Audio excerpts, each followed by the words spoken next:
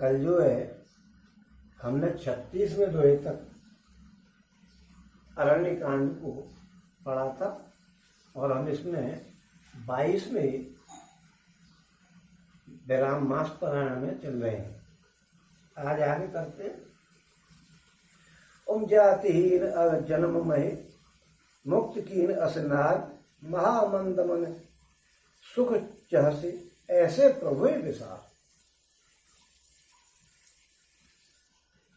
और राम चले त्यागा वन सोहु अतुलित बल नर के हरिदोहु बेहरही इम प्रभु करत विषादा कहत कथा अनेक संवादा। और लक्ष्मण देख विपिन कई शोभा देखत के कर मन नहीं छोवा। नार सहित सब खग मर बंदा मानो मोर करत है निंदा। कल जो है सबरी से मिलकर के और उसको 9 प्रकार की भक्ति बतला करके और राम जी ने आगे जो है उसने बताया कि आप पंपा नामक सरोवर को जाइए, वहां आपकी सुग्रीव से मित्रता होगी और उसको सारी फिर कहानी बताई सुग्रीव की, तो कैसे कैसे वहां रहता है और कहा कि वो आपको सबरे हाल बता देगा, आप जाइए वहां पे। और उनको भक्ति बताई थी जो 9 प्रकार की, एक बार रिपीट कर दे जिससे ताकि भूल गए हों लोग तो कम से कम कुछ याद आ जाएगा। 9 प्रकार की भक्ति में पहली भक्ति उन्होंने बताई थी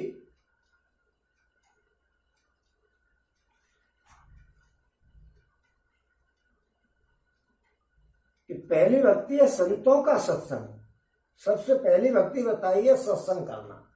आप अच्छे लोगों के पास जाओगे तो आपको अच्छे विचार मिलेंगे और आपको सही लाइन पर चलने का एक अवसर मिलेगा। पहली बताई थी संतों की पहली भक्ति है संतों का सत्संग। दूसरी भक्ति है मेरी कथा प्रसंगिनी, भगवान जी की कथा और प्रसंगों को सुनना। कथा हो रही है तो ये नहीं है कि आप इधर उधर की बातों में समय निकाल दे। समझो तो सही, भगवान आपके कल्याण के लिए लीला कर गए। ये किसी और का कल्याण नहीं है, आप लोगों का कल्याण है और उसको आप नहीं सुनोगे तो आपका कल्याण कैसे होगा भाई। तो दूसरी भक्ति बताई कथा प्रसंगों में प्रेम होना। तीसरी भक्ति बताई कि अभिमान रहित होकर के गुरु जी के चरणों की सेवा करना। गुरु जी को जरा ध्यान रखना भैया, क्योंकि मार्गदर्शक तो वो ही है। और चौथी भक्ति बताई कि कपट छोड़ करके मेरे गुण समूहों का गान करना। जो भगवान जी की कलाएं हैं उनका गान भी करें। कथा सुनने के बाद ये नहीं कि आप सुने आए और चुपचाप अपने घर में बैठे, न उस पर कोई विचार किया न कुछ किया। उनके गुण हैं, उनका गान करो, बखान करो, किसी और से भी कहो, किसी और को बताओ। कभी भगवान जी की आज हमने ये कथा सुनी, उसमें ये किस्सा सुनाया था, आनंद आ गया आज तो कथा को सुन करके। तो इस तरीके से भगवान के गुण समूहों का गान करो। क्योंकि आप सुने आए कहीं भागवत हो रही है और आप सुनने गए और सुन करके आपने किसी और से जिक्र भी नहीं किया तो उसको भूल और जाओगे। अब मैं पूछता हूं अपनी कथा के बारे में, क्योंकि ये यूट्यूब पे चली रही है, तो मैं पूछता हूँ हाँ भाई तुमने कथा सुनी थी क्या? कि हाँ साहब सुनी थी। तो क्या सुना था तुमने उसमें? अरे वो हमें ध्यान नहीं रहा है क्या सुना था। अभी तुम्हें ध्यान नहीं रहा है तो बेवकूफ हो। फिर क्या सुना तुमने? जब तुम्हें कथा ध्यान नहीं है, उसके ध्यान नहीं है क्या था, वो कुछ ऐसा ही था कोई प्रकरण। अरे भैया तुम फिर क्या सुन रहे हो? सुन करके और अमल नहीं किया तो फिर तुमने क्या सुनने से फायदा किया? फिर तो वो ही है कि बस अखंड रामायण हो रही है, साहब अखंड रामायण करा रहे हैं हम तो, और सबको निमंत्रण भेज दिया और अखंड रामायण के सामने एक तंबू तंबा करके और एक फर्श बिछा दिया, उस पर बच्चे उदम मचा रहे हैं और सब अपने अपने काम धंधे में लग रहे हैं कि दावत होनी है और जो जमाना है वो रिश्तेदार आया कि नहीं, वो और एक आदमी पकड़ने लग रहा है, वो कहने लग रहा है मंगलारी दीन दयालों ने उसे ये लग रही है कि मैं फंस गया हूँ तो जल्दी जल्दी खींचूं और किसी की समझ में ये नहीं आ रही है कि राम जी के शब्दों का क्या असर है और इसमें ये क्या कह रहा है। सब अपने धंधे में लगे हैं, सुनने की जगह बैठने वालों की जगह पे, और बच्चे उदम मचा रहे हैं और वो कथा पढ़े चला जा रहे हैं कि भाई, और वो सोच रहा है कथा में आने से पहले कि भाई चलो पंडित जी की जो कथा हो रही है उसमें जरा जाना नहीं, पंडित जी बुरा मानेंगे, भगवान जी नहीं मानेंगे। बोला पंडित जी बुरा माने, जरा शकल तो दिखाया है यार माँ, उन्होंने खंड रामायण कराई है। तो इस तरीके के विचारों से आपने क्या पल्ले में पड़ा है। हालांकि ये मैं आपको बात बता दूं कि भगवान जी की कथा अमृत और जहर के समान है। अमृत और जहर दोनों भाई, दोनों की उत्पत्ति वहीं से हुई है, समुद्र से, दोनों के समान है। आप राजी से पी लो तो आपको मरना है जहर को, और आप जान करके पी लो तो भी मरना है। आप अमृत को जान करके पी लो तो भी अमर होना है, और अनजाने में पी जाओ तो भी अमर होना है। आपको स्पर्श करता हुआ अगर हवा निकल रही है तो आपके प्राण से बच जाएंगे। ऐसे ही भगवान जी की कथा है कि आपको स्पर्श करते हुए तो निकल रही है, वहां पे आपको जाकर के 10 मिनट बैठना भी चाहिए, क्योंकि कथा आपके कानों को तो स्पर्श करेगी, उसी में आपका असर हो जाएगा। कोरोना का असर नहीं देख रहे हो कैसा चल रहा है कि आदमी को बस छू गए और कोरोना हो गए। लगाते रहो मास्क और बनाते रहो दूरी, वो उसके तो लक्षण आ ही जाएंगे जरा भी टच मार दी तो। जैसे कोरोना से ज्यादा खतरनाक राम जी की कथा है, आप सुनकर तो देखो, जा करके तो देखो, मत सुनो यार। 10-10 बार रामचरितमानस पढ़ी है लोगों ने। मैंने कि भैया वो सुग्रीव ने कौन सा वो किया था दोस्त, जो बाली ने किया था वही सुग्रीव और विभीषण ने किया था। तो अरे साहब रामायण में कहा लिख रही है भाई, अभी तुमने क्या रामायण तो पढ़ा है, तुमको यही नहीं मालूम है उसमें क्या लिखा हुआ है, तो तुम उसके ऊपर चलोगे कैसे, उससे क्या लाभ लोगे। जो तुलसीदास जी ने मेहनत करके इतना अध्ययन करके और हनुमान जी ने बुलवाया उनसे गूढ़ रहस्य की बात है, उससे आपको क्या लाभ मिले। अगर इस तरीके से कथा सुन रहे हो तो उसका क्या मतलब है। इसलिए भगवान जी कह रहे हैं कि मेरी जो तीसरी भक्ति है वो गुरु के चरणों में प्रेम होना चाहिए, और चौथी भक्ति जो है मेरे गुण समूहों का वर्णन करना चाहिए, गान करना चाहिए। भगवान जी की कथाओं को आप दूसरों से कहो। और पांचवी भक्ति उन्होंने बताई है कि मेरे राम नाम का जप करना चाहिए और मुझ में विश्वास रखना चाहिए। आगे चलकर के उत्तरकांड में भगवान जी ने कहा है कि मोरदास कहा है निराशा करे तो कहो का विश्वासा। मेरा दास है तो मुझ पे विश्वास नहीं हो, किसी आदमी से उम्मीद कर रहा है कि इस काम को तो मेरा वो आदमी करा देगा, तो आपको मुझ पे क्या विश्वास रहा। आदमी से उम्मीद कर रहे भाई उसके घर चला जाना, वो तेरा ये काम करा देगा, उसमें चला जाना। अरे उस आदमी से मोर दास कहा है, मेरा दास कह रहा है कि मैं भगवान का दास हूं। और नराशा करे, नर से आशा करे कि भाई जी मेरा काम करा देगा, तो कहो मुझ पर क्या विश्वास रहा है। जो कहो ना भगवान भरोसा भारी चाहे बिक जाए लुटा थारी। तो ये पांचवी भक्ति राम नाम का जप करना चाहिए। ये राम नाम का जप है, मंत्र है ये, इसको कोई साधारण में नहीं ले। उस दिन मैंने महिमा बताई थी राम नाम की, ये पांचवी भक्ति बताई थी। और छठवीं भक्ति बताई थी इंद्रियों का निग्रह। इंद्रियों का निग्रह, शील और बहुत अच्छे कार्यों से वैराग्य और निरंतर संत पुरुषों के आचरण में लगे रहना। ये जो है छठवीं भक्ति बताई थी कि इंद्रियों का निग्रह, इंद्रियों को काबू में रखो। देखा महिला को सुंदर सी की को मन फिसल गया, उसको रोको, फिसलेगा। मैं ये नहीं कहता हूं कि आपका मन नहीं फिसलेगा, ऐसा तो हो ही नहीं सकता है। इसीलिए भगवान जी ने कहा है कि महिलाओं से दूर रहा करो। उन्हें मालूम है कि महिला के चक्कर में जो मुझे भी भूल जाएगा। घबराते हैं भगवान जी भी महिलाओं से, इसलिए उन्होंने कहा कि काट की औरत से भी दूर रहना चाहिए। क्यों कहा है कि मालूम है कि जब भगवान जी की जो भक्ति कर रहा होगा वो भी भूल जाएगा, मुझको भी भूल जाएगा, महिला के चक्कर में वो लग जाएगा। इसलिए आपका मन तो फिसलेगा। इसीलिए उन्होंने कहा है कि महिलाओं को छुओ मत, देखो भी मत, क्योंकि तुमने देख लिया तो भगवान को भूल जाए। तो ये जो है इंद्रियों का निग्रह करो। आपका मन फिसलता है तो फिसलने दो, लेकिन उसको खींच के लाओ और अपने मन में ये सोचो कि यार ये काम निंदित है, हमें ये काम नहीं करना चाहिए, पराई स्त्री की तरफ नहीं देखना चाहिए। मन को समझाना चाहिए और अपने अंदर हमें ये सोचना चाहिए कि यार हम गलत कर रहे हैं, किसी महिला को देख रहे हैं। तो इस तरीके का विचार आपके मन में आएगा तो एक न एक दिन आप में कुछ सुधार जरूर होगा और मन आपका काबू में होगा। मन बड़ा खतरनाक है, इसलिए इंद्रियों को जब भी आप काबू में कर सकते हो। और शील बनाए रखो। शील का मतलब अच्छा व्यवहार करना, अच्छा स्वभाव और अच्छा चरित्र रखना चाहिए, उसको कहते हैं शील। आपका चरित्र अच्छा होना चाहिए, उस पर आपको लज्जा आनी चाहिए। आप महिला को देखोगे, मैं मानता हूं कोई नहीं रुक सकता है, कोई माई का लाल ऐसा है ही नहीं जो सुंदर महिला को देखते ही और उसकी तरफ नहीं देखे। वो देखेगा, लेकिन अपने मन पर काबू करो और उसको हे दृष्टि लाओ अपने मन में कि हम ये गलत काम कर रहे हैं, तो उससे आपको सुधार मिलेगा। और ये छठवीं भक्ति बताई है कि अपनी इंद्रियों का निग्रह करे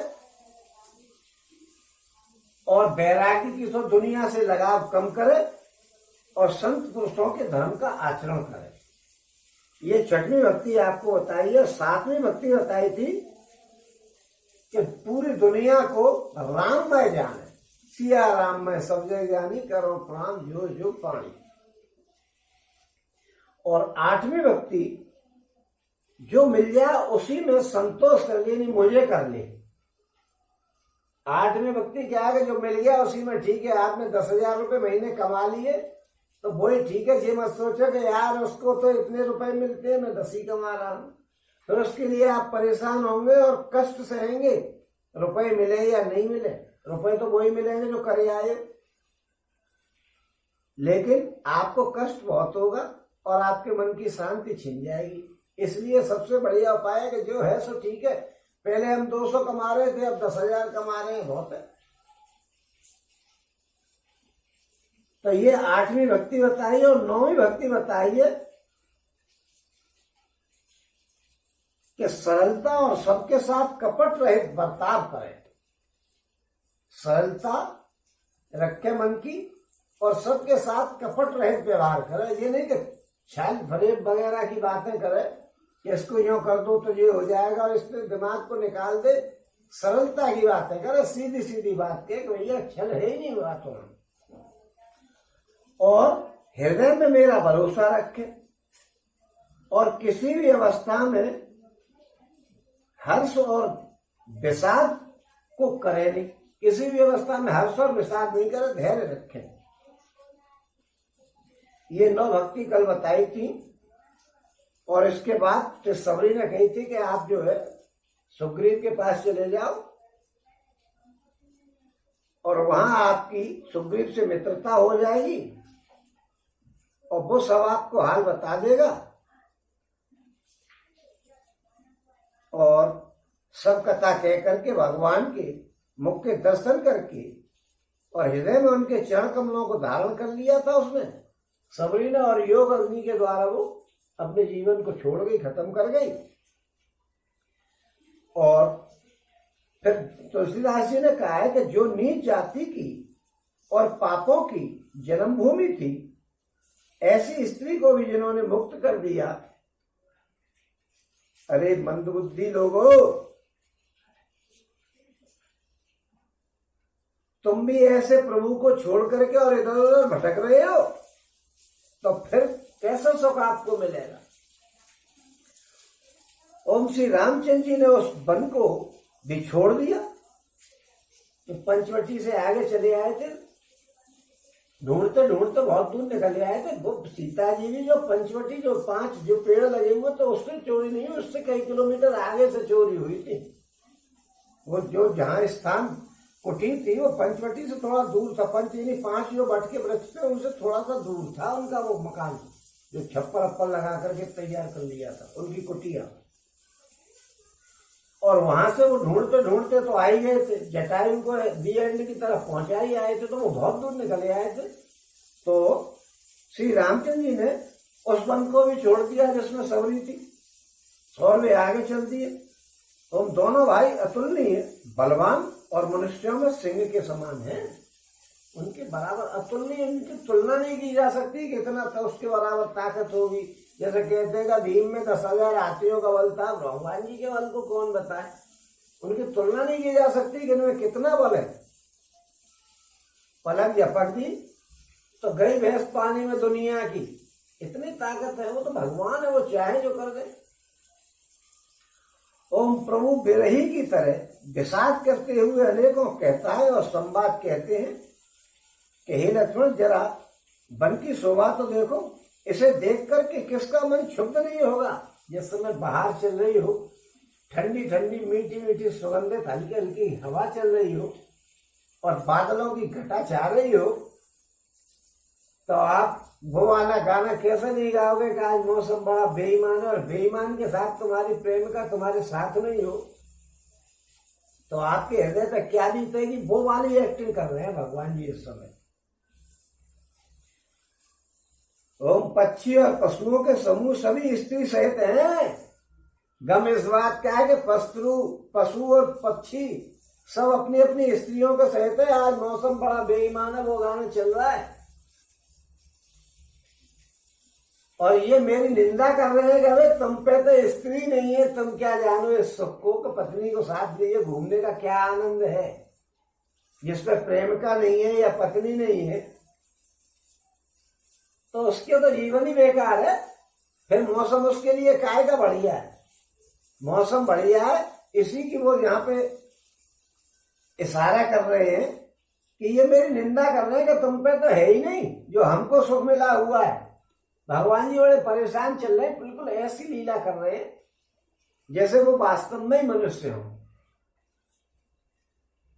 ओम हमें देख मृग निकर पराही और मृगी कहे तुम कह भय नहीं, और तुम आनंद करो मृग जाए और कंचन मृग खोजन ए आए। हमें देख करके डर के मारे हिरणों का झुंड भागने लगता है। राम जी को देखा, हिरणों का झुंड भागा, कभी ये तो मार देते हैं, हिरणों को ही तो मारते हैं, ये उसी का तो परिणाम भुगत रहे हैं। तब हिरनियां उनसे कह रही हैं कि तुम क्यों डर रहे हो, बेकार में, इन्हें तो सोने के हिरन की जरूरत है, तुम्हें नहीं मारेगी, तुम तो बेफिक्र रहो। इनका जैसे सोने के लोभी और लालची है ये सोने के हिरन को मारेंगे, तुम्हें क्यों मारेंगे, बेकार भाग रहे। फिर उनकी भी समझ में आती है, हाँ यार ये तो सोने के पीछे भागने वाले हैं, तुम तो साधारण हिरणों से पैदा हुए हो, अब तुम आनंद करो। ये तो सोने का हिरन खोजने आए हैं, ये तो सोने का हिरन ढूंढा है। उनको देखो, सब पशु पक्षी सबको पता था कि इन्होंने क्या किया है। लेकिन पहले टेलीविजन लगा हुआ था, फिर जो हो तुरंत देख लो। इंटरनेट हर समय चालू रहता था उनके पास। आज तो पैसे डाल करके होता, वहां तो बगैर पैसे के इंटरनेट चलता था। सबरे उनको पता है लोगों को क्या हुआ है इन्होंने, कि हिरन को मारने गए थे, जब मार के ढूंढते ढूंढते आ रहे हैं सीता जी को, जब तक तो सबको पता है, पशु पक्षियों को भी पता है। हिरनियां कह रही करे तुम क्यों भाग रहे हो, तुम मेरे पास आओ, मौसम बढ़िया है, आनंद लेंगे। अरे मार देंगे, अरे मार कैसे देंगे, ये तो सोने के को मारते हैं, तुम्हें नहीं मारे, तुम्हारी तलाश नहीं है इनको, ये तो सोने का हिरन ढूंढते ढूंढ ले। और संग लाए करनी कर ले ही और मानव मोह सिखाओ न दे ही। शास्त्र सुचिंतित पुण्य पुण्य देखे भूप सुसेवत बस नहीं लेखे। राखिय नार तदप और माही जुवती शास्त्र नृपत बस नाही। देखो तात बसंत सुहावा प्रियाहीन मोए भय उपजावा। और हाथी और हथनियों को साथ लगा लेते हैं। हाथी अपनी हथनियों के संगे, हिरन अपनी हिरनियों के संगे। मौसम बड़ा बेईमान चल रहा है ना। और राम जी फड़फड़ा रहे कि यार मेरी पत्नी इस समय मेरे संग नहीं है। बिना पत्नी के जो इस आदमी की स्थिति है उसका वर्णन दिखा रहे हैं। हालांकि ये बात नहीं बता रहे कि बिना पति के पत्नी स्त्री की क्या स्थिति होती है। वो तो बेचारी मन को मार मार के रह जाती है। लोक लाज की वैसे किसी से कुछ कह ही नहीं सकती है। अपने पुत्र से भी ये नहीं कह सकती है कि मुझे ये समस्या कोई चीज चाहिए, तो नहीं कह पाएगी। जिसका पुरुष नहीं है उसकी तो बड़े बाद में जाने कैसा जीवन कर दिया। सबसे ज्यादा कष्ट उसी महिला को होता है मेरी समझ में। भैया मेरी समझ बहुत छोटी है, लेकिन मुझे अंदाज ऐसा ही लगा है कि बिना पति के पत्नी जो होती है उसका जीवन बड़ा नरक से ज्यादा है। वो यहीं पे नरक है उसके लिए। वो हाथी हथनियों को साथ लिए लगा लेते हैं। वे मानो मुझे शिक्षा दे रहे हैं। क्या शिक्षा दे रहे हैं? कि स्त्री को कभी अकेली नहीं छोड़ना चाहिए। स्त्री को साथ लेकर के चलना चाहिए। हाथी और हथनियां जो दिखा रहे हैं राम जी को, राम जी कह रहे हैं कि ये मुझे ये शिक्षा दे रहे हैं कि स्त्री को कभी अकेले नहीं छोड़े। एक बार बताओ महाराज, वो हिरण को मारने गए थे कि स्त्री के उनके संग संग दौड़ती? काम कहाँ की बात है। ऐसा मत समझो यार, भगवान जी की इतनी बेइज्जती मत करो। लेकिन जब भगवान जी अपने आप कह रहे हैं, आपने कह दी तो आपको जेल जाना पड़ेगा। वो खुद कह रहे तो कोई दिक्कत नहीं है, वो वाला सिस्टम चल रहा है। और तुम तो साधारण हाथी जो है हथनियों को साथ लगा लेते हैं। वे मानो मुझे शिक्षा दे रहे हैं कि स्त्री को कभी अकेली नहीं छोड़ना चाहिए। भली भांति चिंतन किए हुए शास्त्र को भी बार बार देखते रहना चाहिए। आपने शास्त्रों का अध्ययन कर लिया, ये मत कहना अरे हमने बहुत बार रामायण पढ़ी, हमने पढ़ी है रामायण, हमें मालूम है रामायण में क्या है, हमने सब पढ़ी है। आप बार बार शास्त्रों का अध्ययन करोगे तो आपको एक नई चीज निकल के आएगी। आप सुनिए तो सही, आप उसको पढ़िए तो सही, आप उसको सुनिए तो सही। आपको 100 बार पढ़ने के बाद भी 101 बार पढ़ोगे तो फिर उसमें कोई नई चीज निकल के आएगी। और अच्छी तरह सेवा किए हुए भी राजा को अपने बस में नहीं समझना चाहिए। ये मत समझना कि आपने अच्छी तरह राजा की सेवा कर दी तो वो हमारे बस में हो गया, वो चाहे जब पलट जाएगा। पुलिस वालों को कभी अपना मत समझना। भरोसा कर लिया तो निकाल कर रख देगा तुम्हारी दमकोश है। अगर कोई बात तलाश करनी होगी तो उस बात को ही निकालेगा। तुमने देखा नहीं है फिल्म में घायल में दिखाया है कि वो आ जाता है ओमपुरी करे, तुम तो उसको जानती नहीं, समझती भी हो कि हाँ मैं समझती हूँ। महिलाओं में तो बुद्धि में उतनी होती है जितनी भगवान जी ने आगे और पीछे कहीं बताई है। मैं नहीं बताऊंगा कितनी होती कि मैं तौल के तराजू लेके नहीं बैठा हूं और आ गई बातों में और पकड़वा गई उसको। तो इतना इस हिसाब से भगवान को, राजा को, ये किसी को अपने बस में मत समझना। ये राजा की कह रहे तो भगवान की भी कह रहे कि आपने एक बार सेवा कर दी कि हमने तो ये यज्ञ करा दिया है, हमारा काम खत्म पूजा पाठ से। ऐसा मत सोच लेना, क्योंकि भगवान जी कब विमुख हो जाए कोई भरोसा नहीं। जिंदगी है तो पूजा पाठ चलाते रहो। यानी अच्छी तरह सेवा की हो, राजा को भी अपने बस में नहीं समझना चाहिए। और भली बात चिंतन किए हुए शास्त्र को भी बार बार देखते रहना चाहिए। भगवान की सेवा कर रहे तो करते ही रहना। आपने सेवा करके छोड़ दिया, भगवान को कोई और ले जाएगा पकड़ के, ये समझ लेना। भगवान किसी और के हो जाएंगे। जो सेवा करता ही रहेगा उसके संग चलते रहेंगे। अरे भाई किसी को तुम रोटी खिला करके एक बार कह दो मैं तुझे रोटी खिला दी, मेरा काम खत्म, हो उसे भूख लगेगी दोबारा तो वो किसी और के पास जाएगा। तुम्हारे पास क्या कुछ चलेगा कि तुमने खिला दी तो खिला दी, और वो रोज तो रोटी तो रोज चाहिए। और राखिए नार जदप और माही, जुवती शास्त्र न पते बस नाही। और स्त्री को चाहे हृदय में ही क्यों नहीं रखा जाए, परंतु युवती, स्त्री, शास्त्र और राजा किसी के बस में नहीं रहते हैं। देखिए राम जी क्या कह रहे हैं कि युवती, स्त्री, शास्त्र और राजा ये तीनों किसी के बस में नहीं रहते। आप जी मत समझ लेना कि आपने अपने चक्कर में स्त्री को ले लिया और एक आध बार 2-4 पिक्चर दिखाई और कहाँ घुमाया और रेस्टोरेंट में नाश्ता कराया तो स्त्री तुम्हारी हो गई। वो चाहे जब दूसरे की हो जाएगी भैया। उन्होंने कह दिया कि हाथी जी कह रहे हैं कि स्त्री को कभी छोड़ना नहीं चाहिए अकेली, और शास्त्र को हमेशा पढ़ते रहना चाहिए। ऐसे ही स्त्री को भी आप ये समझ लेना कि उसकी लगा उसमें लल्लो चप्पो में और उस पर पैसा खर्च करने में लगाए रहना चाहिए। ये नहीं कि आपने एक बार ला करके 2 समोसे खिला दिए और रेस्टोरेंट में ले जाकर के कोल्ड ड्रिंक पिला दी और डोसा वोसा खिला खिलू के टंड कर दिया, आपने समझ ली कि ये स्त्री तो परमानेंट हमारी है। वो भूल जाएगी, दूसरा आएगा उसको अच्छी सी होटल में ले जाएगा, जो मर्जी आएगी खिलाएगा, वो उसके संग चली जाएगी। तुम डरे रह जाना कि हमने उसको डोसा खिलाया था। ये भगवान जी कह रहे हैं, मैं नहीं कह रहा भाई, कल तुम उसे आकर के पकड़ लो। उन्होंने बताया है कि युवती स्त्री जवान महिला हो, किसकी हो सकती है? वो आपके साथ है तो आपकी है, मेरे साथ है तो मेरी है, उसके साथ है तो उसकी है। और शास्त्र आपने पढ़ लिया तो आपका हो गया। अरे उसको पढ़ पढ़ के मर जाओ तो भी पूरा ज्ञान नहीं हो पाएगा। और राजा अगर तुम्हारे ही बस में हो जाएगा तो राज्य कैसे चलाएगा है? अगर राजा को ये दिया जाए कि हमें तो ब्राह्मणों के ही वोट लेने, तो ब्राह्मण अकेले दे लेंगे वोट? कितने परसेंट है ब्राह्मण जा रहे हैं? 20%। तो बाकी के लोग 80% वाले विपक्षी को दे देंगे तो वो राजा नहीं हो जाएगा। लिहाजा आप ये न समझे कि राजा हमारा हो गया।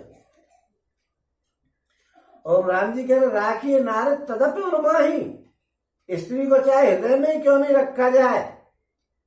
आप हर समय हृदय में लेकर के, आपको अपनी प्रेम का दिख गई, आपका दिल मचल गया क्या? हाँ दिख गई साहब, दिख गई आज तो, लेकिन आपके हृदय में बनी रहे उसको कोई मतलब नहीं है।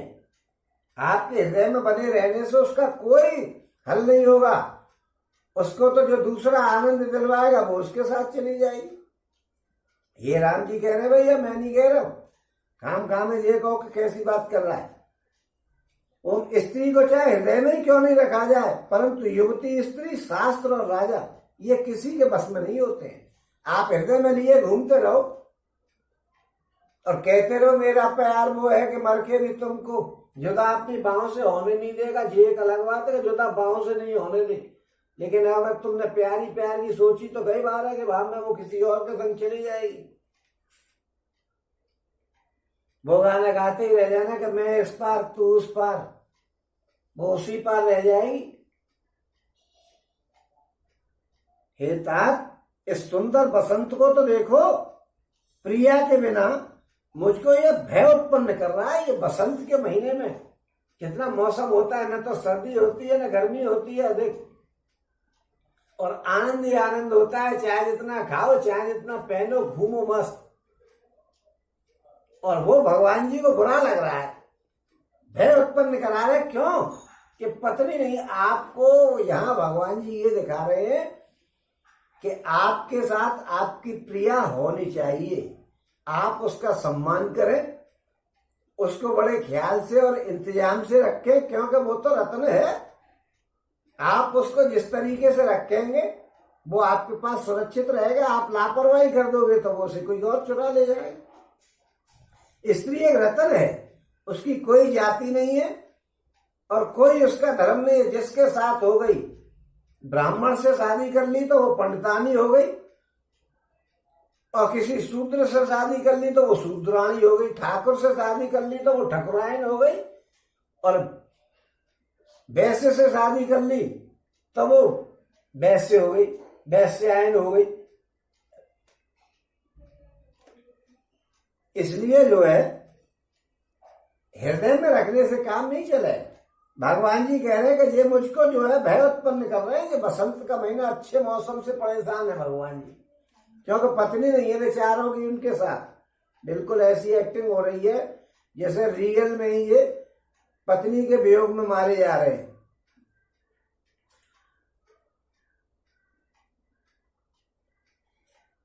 और राखिए नार जरत और माही, युवती शास्त्र न पति बस नाही। और देखो तात बसंत सुहावा, प्रियाहीन वो भय उपजावा। पत्नी के बिना मुझे बसंत जो बुरा भय उत्पन्न कर रहा है। ओम विरह विकल बलहीन मोहे, जानिस निपट अकेल, सहित विपिन मधुकर खगर, मदन कीन बग मेल। ओम देख गयो भ्राता सहित, तासु दूत सुने बात, डेरा कीने मनोह तब, कटको हटके मन जा। ओ मुझे विरह से व्याकुल, बलहीन और बिल्कुल अकेला जान करके कामदेव ने वन भौरे और पक्षियों को साथ लेकर के मुझ पर धावा बोल दिया। अकेला जान करके, पत्नी नहीं है तो अकेले ही प्यारे, जरा पत्नी को जरा अपने मायके भेज के तो देखो जरा 2 दिन के लिए, पता लग जाएगी कि टाइम से रोटी खाना बंद, टाइम से जागना बंद, किसी चीज का घर में लाना बंद, क्योंकि है ही नहीं घर में कोई। तो वो कह रहे हैं कि मुझे विरह से व्याकुल, बलहीन और बिल्कुल अकेला जान करके कामदेव ने वन भौरों और पक्षियों को साथ लेकर के मुझ पर धावा बोल दिया। परंतु जब उसका दूत यह देख गया कि मैं भाई के साथ हूं, अकेला नहीं हूं, तब उसकी बात सुनकर के कामदेव ने मानो सेना को रोक करके डेरा डाल दिया। या भाई के साथ देख लिया तब उन्होंने कहा कि अकेले नहीं है भैया, पत्नी के बगैर अकेले, लेकिन भाई तो साथ है, भाई तो बचा लेगा, इसलिए कम से कम कोई तो सहारा हो। इसमें आपको सहारा तो रखना ही पड़ेगा, भाइयों को भूलना मत भैया। आप ये सोचो हम तो पत्नी के हो गए तेल लेने गया, भैया देखो भाई के बगैर अकेले नहीं है, भाई से दम है उनमें। ओम बेटा विशाल लता अरुझानी विविध वितान दिए तनुतानी कदल ताल वर ध्वजा पताका देख न मोह धीर मन जाका। ओम विविध भांति फूले तरुणाना जन बना बाने तबने बहुबाना कहो कहो सुंदर बिटप सुहाए जन भट बिलग होए छाए। ओम विशाल वृक्षों में लताएं उलझी हुई ऐसी मालूम होती है मानो नाना प्रकार के तंबू तान दिए गए हो। ओम केला और ताड़ सुंदर ध्वजा पताका के समान है, इन्हें देख करके वो ही नहीं मोहित होता जिसका मन धीर है। इनको देख करके मन जिसका धैर्य को धारण किए हुए है, बस वो ही बस उत्तेजित नहीं होगा, नहीं तो वरना अदरवाइज है। ओम अनेकों वृक्ष नाना प्रकार से फूले हुए हैं, मानो अलग अलग बाना धारण किए हुए हैं। बहुत से तीरंदाज हो, अलग अलग ड्रेस पहन करके बहुत से तीरंदाज हो, ऐसे ये वृक्ष लग रहे हैं उनको। ओम कहीं कहीं सुंदर वृक्ष शोभा दे रहे हैं, मानो योद्धा लोग अलग अलग होकर के छावनी डाले हुए हैं, रुके पड़ाव डाल दिया है। कूजत पिक मानव गजमाते डेक महोक ऊंट विसराते मोर चकोर कीर बरबाजी पारावत मराल सवताजी। और तीतर लावक पद चर जूता वरद न जाए मनोज बरूता रत गिर सिला दुंदमी झरना चातक बंदी गुनगन बरना। मधुकर मुकर भेर सनाई त्रिविध ब्यार बसीठी आई चतुरंगिनी सैन संगलीने विचरत सबहे चुनौती दीने। ओम लक्ष्मण देखत काम अनेका रहे धीर तिन के जगली का के एक परम बल नारी ते उबर सुभट सोई भारी। ओम कोयलें कूंज रही हैं, वही मानो मतवाले हाथी हैं, ढेक और महोक पक्षी मानो ऊंट और खच्चर हैं, मोर चकोर तोते कबूतर और हंस मानो सब सुंदर ताजी घोड़े हैं, अरबी घोड़े हैं। अरबी घोड़े जरा अच्छे घोड़े होते हैं।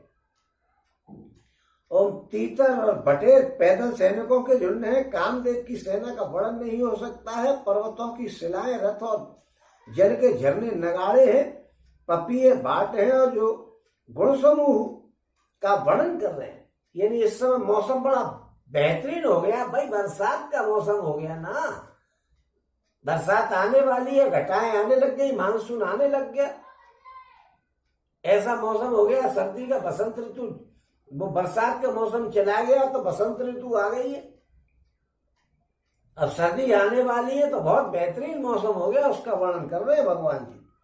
और मोरों की गुंजार भेरी और सहनाई है, शीतल मंद सुगंधित हवा मानो दूध का काम लेकर आई है। इस प्रकार चतुरंगनी सेना साथ लिए हुए कामदेव मानो सबको चुनौती देता हुआ विचर रहा है सब तरफ। यानी वो बहुत बढ़िया मौसम हो गया है, पति पत्नियों के साथ घूमने का मौसम बता रहे हैं। और वो ये कह रहे हैं कि पति पत्नी ऐसे मौसम में आराम से साथ घूमते, पति पत्नी नहीं हो तो प्रेमी प्रेमिका हो, क्यों लड़कों की तो शादी होती कहाँ है जल्दी। वो भी हिंदू ब्राह्मणों का लड़का होगा तो 30 साल के बाद तो सोचेगा कि इसका ब्याह कर लिया जाए कि नहीं। सरकार नियम निकालती रहे 25 और 18 वगैरह वगैरह, कौन कर रहा है। वैश्य का लड़का होगा तो 5-7 साल का चलने फिरने लायक होगा, स्कूल से जाकर के दुकान पे पहुंच जाएगा और काम करने लग जाएगा। लेकिन पंडित जी का लड़का होगा तो 30 साल तक तो लफंगिया ही कर रहा होगा। तो पंडित जी के क्या है, उनका तो झटका ही कुछ ऐसा है। ओम हे लक्ष्मण, कामदेव की इस सेना को देख करके जो धीर बने रहते हैं जगत में, उन्हीं की प्रतिष्ठा होती है। ऐसे मौसम को देख करके भी अपने मन पे काबू कर ले में वो प्रतिष्ठित आदमी होता है। ओम, इस कामदेव के एक स्त्री का बड़ा भारी बल है, उससे जो बच जाए वो श्रेष्ठ योद्धा है। इस कामदेव की स्त्री का बड़ा भारी बल है, स्त्री जो बच गया वो बड़ा भारी योद्धा है, स्त्री के चक्कर में नहीं आया तो। तात 3 अति प्रबल खल, काम क्रोध और लोभ, मुनि विज्ञान धाम मन करहे, निमिष मोह छो। ओ मेहता, काम क्रोध और लोभ ये 3 अत्यंत प्रबल दुष्ट हैं। काम यानी कामना, क्रोध गुस्सा, और लोभ यानी ये आ जाए तो और अच्छा है, ये आ जाए तो और 2 रुपए लगा दो 4 हो जाएंगे, अच्छा है। ये बड़े भारी दोस्त हैं। ये विज्ञान के धाम मुनियों के भी मनों को पल भर में क्षुब्ध कर देते हैं। ये मुनियों के मन को भी अपनी तरफ खींच लेते हैं। और लोभ के इच्छा दम्भ बल, काम के केवल नार, क्रोध के पुरुष वचन बल, मुनिवर कहे विचार। लोभ को तो इच्छा रहती है और दम्भ का बल होता है। लोभ कब बढ़ेगा कि 2 के 4 हो जाएंगे, इच्छा हो रही है 2 के 4 कर लो। और काम को केवल स्त्री का बल है। यहाँ काम से मतलब महिला मंडली वाला काम है, वो कामना वाला काम नहीं है। तो उसको स्त्री का बल है। और क्रोध को कठोर वचनों का बल है। गुस्से में आकर के आदमी कठोर वचन ही बोलेगा, कभी बढ़िया बात तो बोलेगा ही नहीं। श्रेष्ठ मुनिवर ऐसा विचार करके कहते हैं कि क्रोध आएगा तो आदमी कठोर वचन बोलेगा, और किसी काम की इच्छा होगी तो महिला की याद आएगी। और लोभ होगा, लोभ की इच्छा होगी तो इसमें दम्भ का भी बल होता है। कैसे भी करो, लोग पैसा ज्यादा कमाओ। गुणातीत सचराचर स्वामी, राम उमा सब जंतर जामी, कामिक कह दीनता दिखाई, धीरन के मन विरत दृढ़ाई। ओम शिव जी कहते हैं कि पार्वती जी, श्री रामचंद्र जी गुणातीत यानी तीनों गुणों से ऊपर है, परे हैं, उनको गुणों से कोई मतलब नहीं है। चराचर जगत के स्वामी हैं और सबके अंतर की जानने वाले हैं। इन बातों को कहकर के उन्होंने कामी लोगों की दीनता बेबसी दिखलाई है। वो अपनी बात नहीं कर रहे हैं, ये तो आप लोगों के बारे में बता रहे हैं कि आप कामी पुरुष हैं, तो आपकी क्या पोजीशन होगी कि महिला आपके साथ नहीं है और आप परेशान है मौसम बढ़िया देख करके।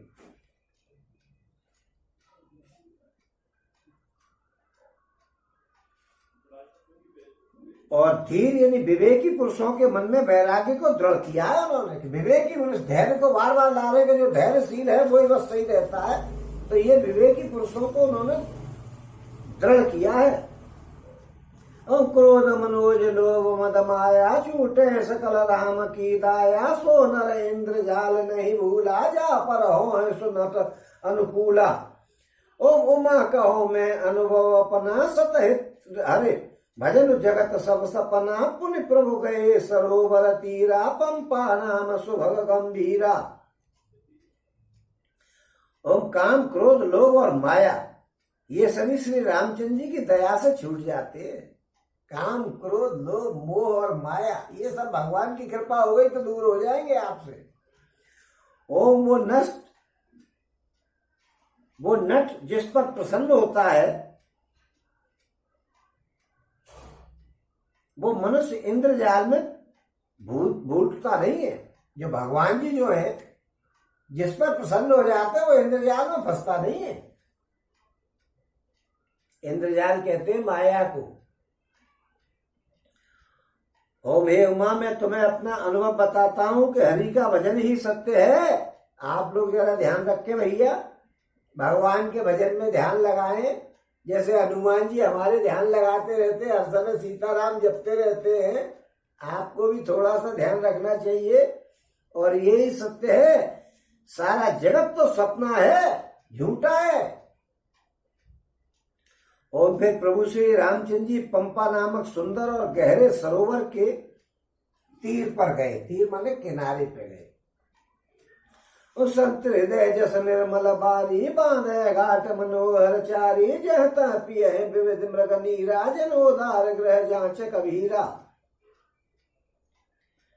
ओम पुरैन सघन ओट जल, बेग न पाए मर्म, माया छन्न न देखिए, जैसे निर्गुण ब्रह्म। सुखी मीन सब एक रस, अति अगाध जल माहे, जथा धर्म शीलन के दिन, सुख संयुत जाए। ओम उसका जल संतों के हृदय जैसा निर्मल होता है, निर्मल है। जो उस पर पंपा सरोवर के पास गए वो, तो उसकी बता रहे कि उसका जो जल है वो बिल्कुल साफ है, निर्मल है, संतों के हृदय की तरह। संतों के हृदय में कोई मेल मुटाव नहीं होता है किसी। संत यानी समत, यानी सबको समान रूप से देखने वाले, किसी के बारे में कोई बुरा भला कुछ करना ही नहीं। समत, उनको संत मत पढ़ो, न बोलो समत, यानी वो सम को देखने वाले हैं, सबको समान देखते हैं। और नहीं तो आप संतों को संत पढ़ लो, आप एवं के ऊपर भी बिंदी लगा दो, तो आप उसको क्या पढ़ेंगे? एवं। तो मां आएगा कि नहीं बाद में? तो ऐसे ही मां आएगा तो सा के ऊपर बिंदी लगी हुई है संत, तो क्या संत पढ़ोगे? आप उसको अद्दा ना पढ़ोगे? यहां अद्दा ना पढ़ रहे हो और वहां मां बना लोगे। इसका मतलब यह कि समत यानी सबको समान देखने वाले, तत्वज्ञ। जैसे सन्यासी, तो सम न्यासी, सम समान देखने वाले, न्यासी माने देखने वाले, सम माने समान, समान देखने वाले। सन्यासी को सन्यासी पढ़ रहे, बिंदी सापे लगा रहे, उसका मतलब क्या है कि सम न्यासी, समान रूप से देखने वाले, न्याय करने वाले, सबके साथ व्यवहार समान रूप से करने वाले। ऐसे ही संतो सन्यासी एक ही बात।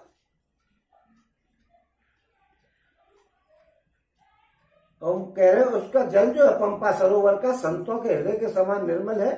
मन को हरने वाले सुंदर 4 घाट बंधे हुए हैं। भांति भांति के पशु जहां तहां जल पी रहे, मानो उदार दानी पुरुषों के घर याचकों की भीड़ लगी हुई है। सरोवर याचक तो वो दानी तो है ही, उसके पानी को दुनिया ले रही है।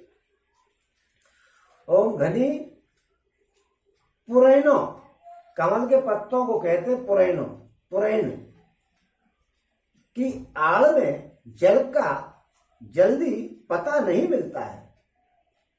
जैसे माया से ढके रहने के कारण निर्गुण ब्रह्म का पता नहीं लगता है। कमलों से ढका हुआ पानी तो उसकी था का पता नहीं है कितनी औड़ी है। जैसे माया जो है उसके चक्कर में फंस करके आदमी निर्गुण ब्रह्म को जान ही नहीं पाता है। ओम सरोवर के अत्यंत अथाह जल में सब मछलियां सदा एक रस सुखी रहती हैं।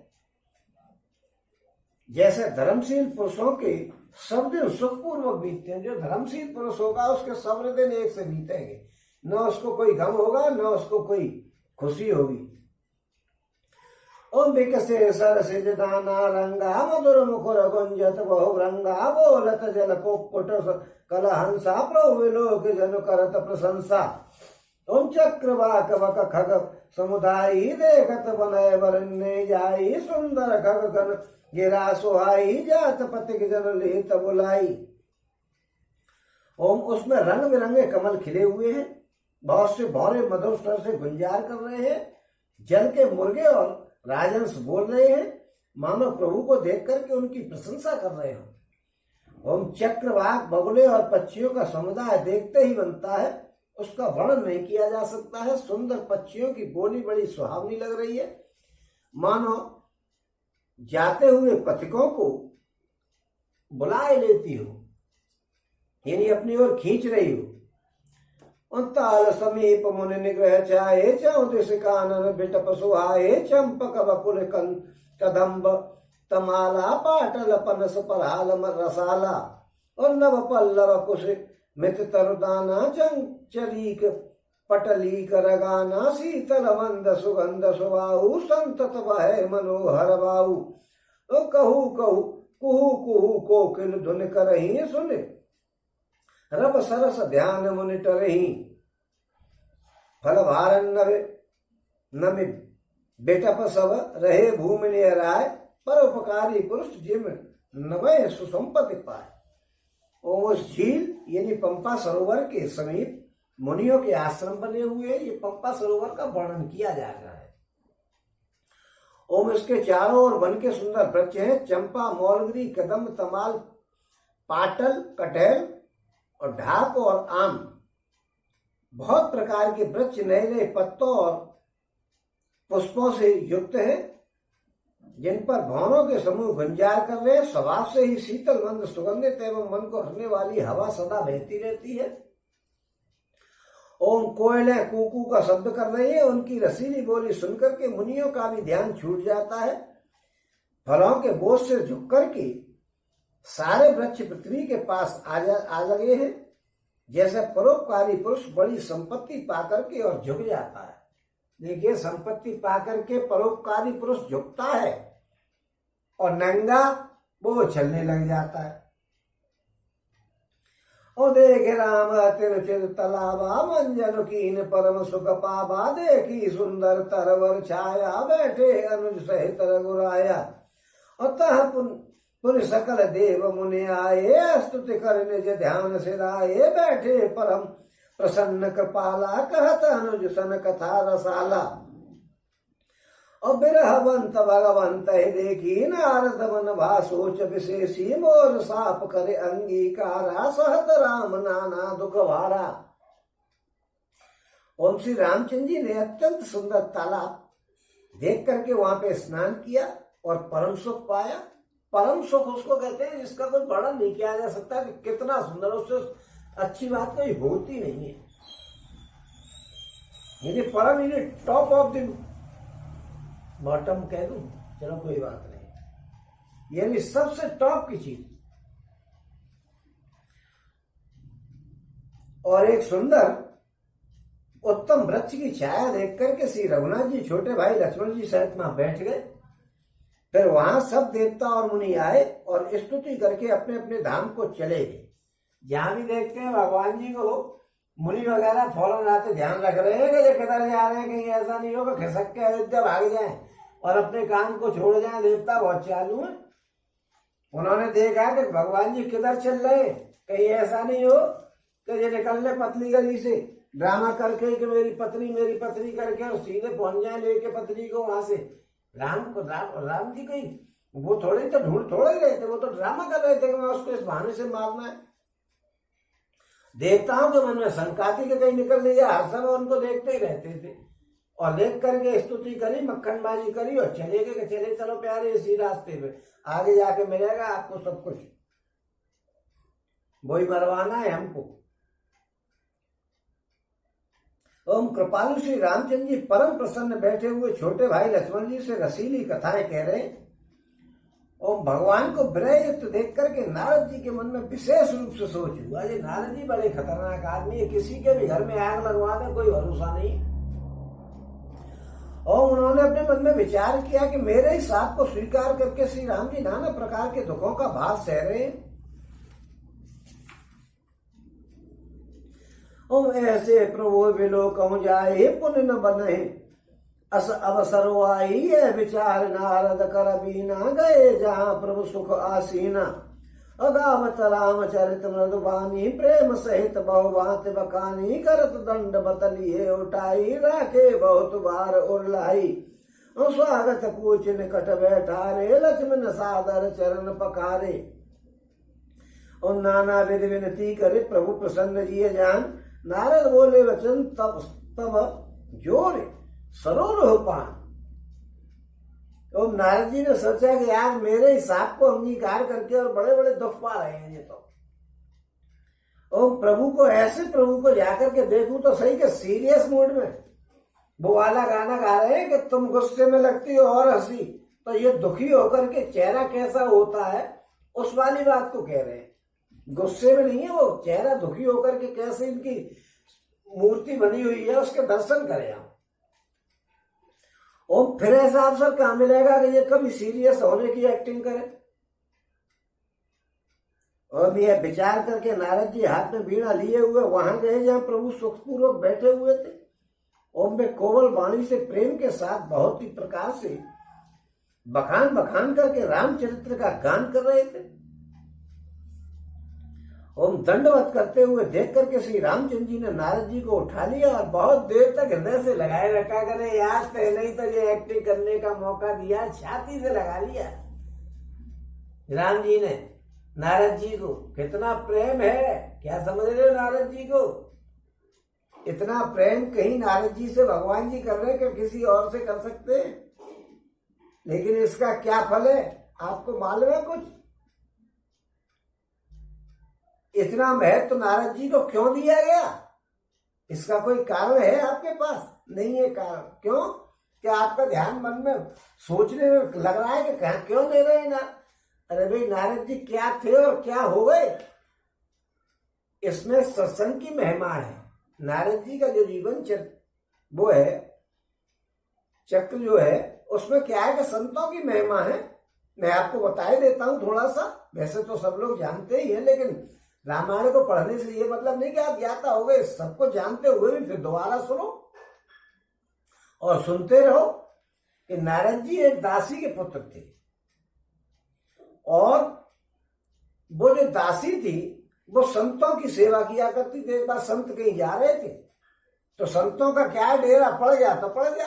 एक एक महीने के स्नान हुआ करते, गंगा नदी के किनारे पहुंच गए तो बैसाख में स्नान कर रहे हैं, कभी पुरुषोत्तम मास में स्नान कर रहे हैं, कभी माघ मास में स्नान कर रहे हैं। तो वो दासी के पुत्र थे, ये छोटी उम्र थी और वो दासी उन संतों की सेवा में लगी रहती थी और रात और दिन संतों का ख्याल रखती थी। संत आकर के रुके हुए थे, स्नान कर रहे थे, वो एक पूरे महीने का सौदा।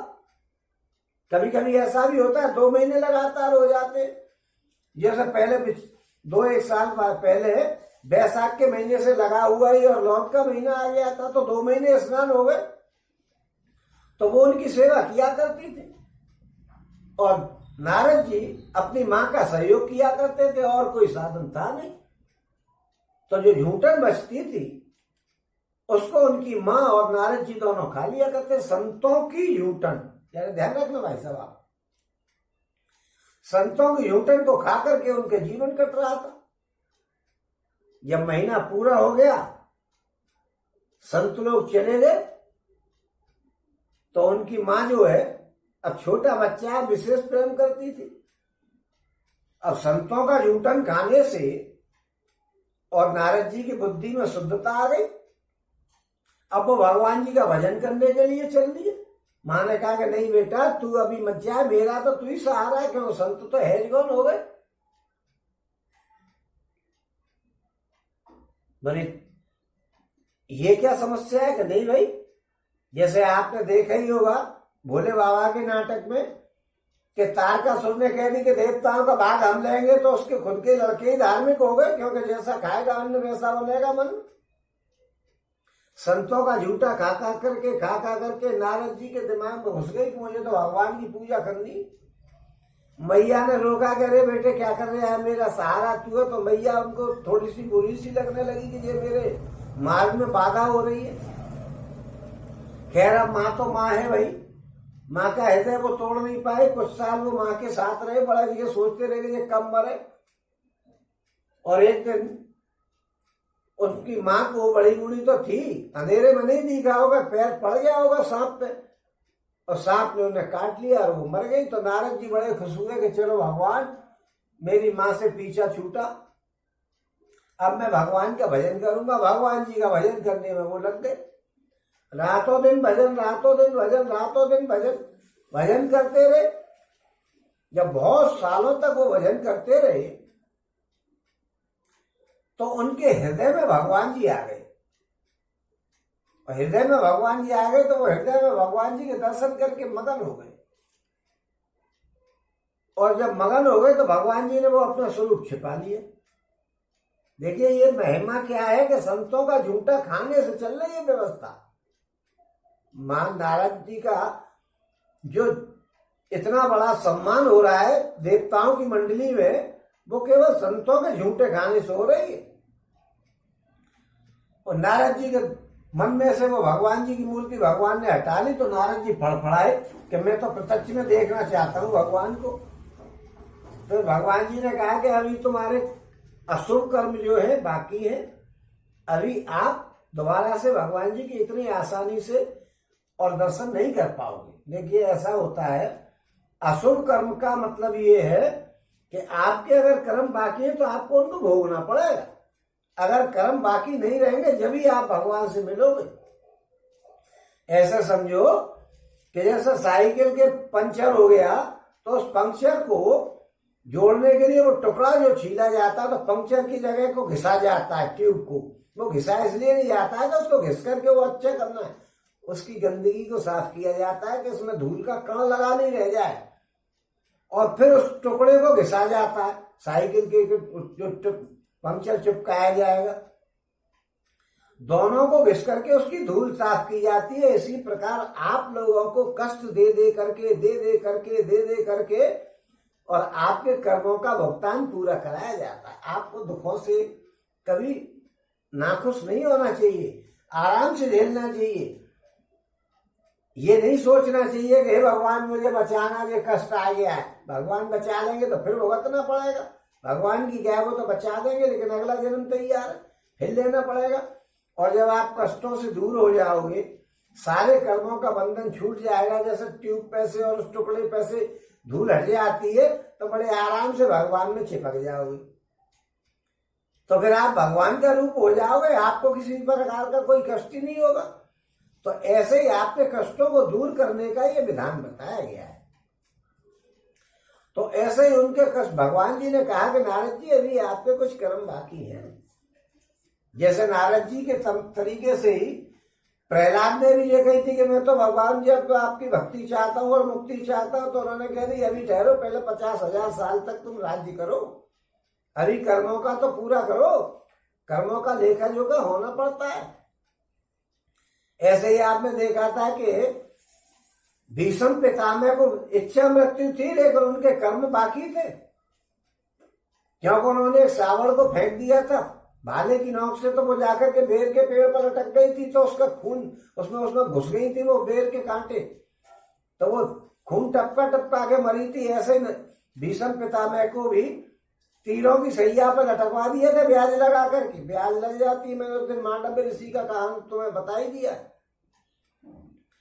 तो इसी प्रकार नारद जी से उन्होंने कहा कि भाई अभी आपका उद्धार नहीं होगा, अभी आप जो है पहले अपने कर्मों का एक जीवन और काटो, उसके बाद तुम जो है भगवान के प्यारे हो जाओगे, भगवान के प्यारे एकदम सखा टाइप हो जाओगे, पूरे भक्त हो जाओगे भगवान के।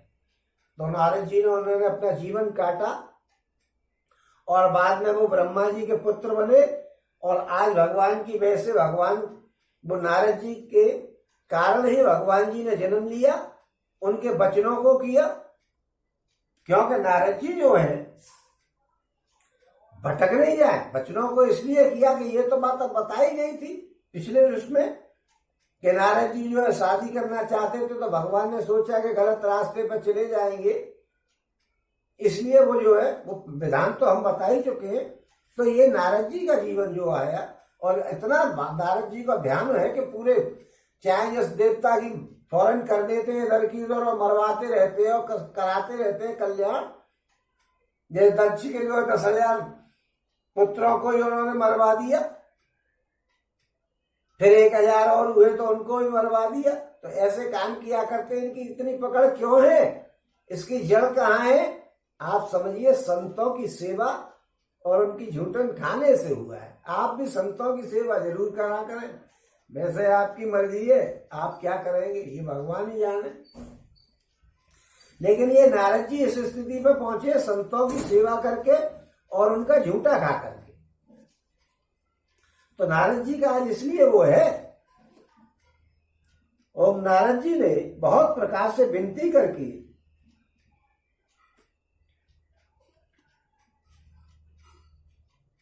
वो नारद जी को हृदय से लगा लिया भगवान जी ने, और फिर स्वागत करके यानी कुशल पूछ करके और अपने पास बैठा लिया भगवान जी ने। देखो भगवान जी नारद जी को पास बैठा ले, क्यों? कि संतों की सेवा और झूठन खाई थी। भाई साहब इस बात का ध्यान रखना, संतों का कितना महत्व है। बिन सत्संग विवेक न हुई।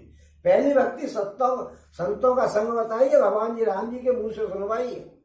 ये तुलसीदास जी बहुत होशियार आदमी थे। ओम फिर उन्होंने हाथ पूछ करके अपने पास बैठा ले। लक्ष्मण जी ने आदर के साथ उनके चरण धोए। देखो ब्राह्मण है ना, इसलिए उनके चरण धो रहे हैं। ये ठाकुर है, क्षत्रिय है, तो उनके पैर धो रहे हैं। आप ये समझ लेना ब्राह्मणों का कितना सम्मान भगवान जी कर रहे हैं। तो तुम्हें क्या आफत पड़ रही है? कुशल चाहते हो तो ब्राह्मणों को समझो।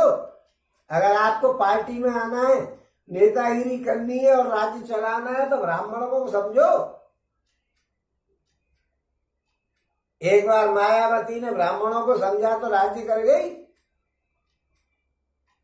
इसीलिए आप आजकल सब पार्टियां कह रही ब्राह्मणों को समझो, ब्राह्मणों को समझो। समझोगे तो प्यारे मजे करोगे। 16 बार के हारे हुए उसको, मोहम्मद गौरी था कौन था, उसको भी ब्राह्मणों ने जिता दिया था। उनकी ताकत को क्या समझ रहे हो आप? इसलिए जरा ब्राह्मणों का भाई खास ख्याल रखना। ओम फिर बहुत प्रकार से विनती करके और प्रभु को मन में प्रसन्न जान करके नारद जी कमल के समान हाथों को जोड़ करके वचन बोले। नारद जी भगवान ने अपने पास बैठा लिए। और सुनहो उदार सहज रघुनायक, सुंदर गम सुगम वरदायक, देव एक बर मागो स्वामी, जग पे जानत अंतर जामी। और जानो मुनि तुम मोर स्वभाव, जन सन कबहू के करहु दोराहु, कवन वस्तु अस प्रिय मोहि लागी, जो मुनि वर न सकहु तुम मागी। और जन कहूँ कछु अधेय नहीं मोर है, असबे श्वास तजऊ जन भोर है। तब नारद बोले हर्षाई, असवर मांगो करहु डिठाई। और जदपि प्रभु के नाम अनेका, श्रुति कहे अधिक एक ते, राम सकल नाम अंते अधिका, हो नाथ अगर खग गणपधिका।